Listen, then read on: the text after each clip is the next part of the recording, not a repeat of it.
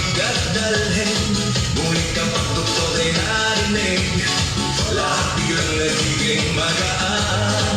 Mga paa kung saan gumagalaw, kamay sabay na itinataas.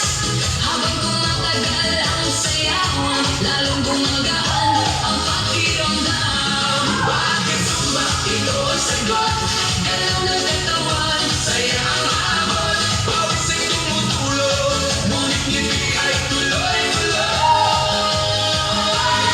Bakit sumba? tanong na lahat, Di mo gumagana ang bigat, habang sabay ang bawat galaw. lumalakas ang buong katawan.